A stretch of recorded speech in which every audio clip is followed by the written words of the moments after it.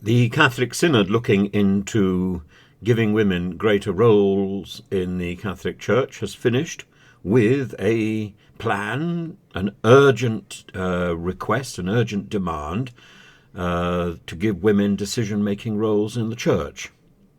But it doesn't actually say what they should be. It says there is an urgent need for women to participate in decision-making processes.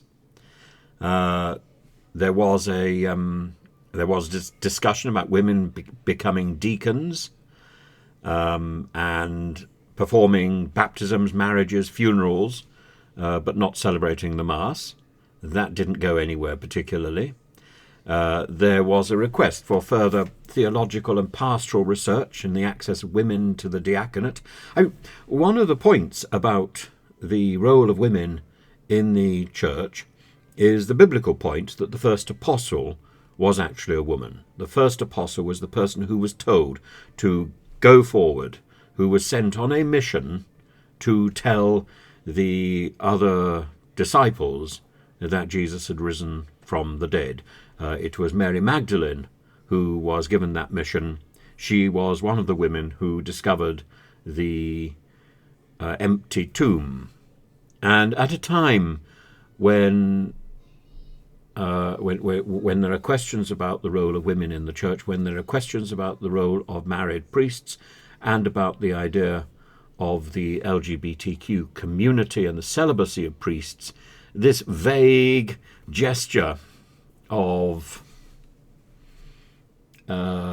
vacuity, it's vacuous. It doesn't really cut the ice, does it? People who are feeling marginalised, overlooked, they're not going to feel less overlooked simply because there's a sentence saying that there is some urgency to sort this out. There was urgency to sort this out before the conference, before this synod even began. Nice to see the Pope posturing again, but 365 synod participants, among them 300 bishops, along with laymen and about 50 lay women, not very many, should have been able to reach a better decision than this. And there will be a further session next year, I think, and the Pope will write a document following that. But again, it doesn't seem as if it's actually going to go anywhere. It seems as if it's just going to be words.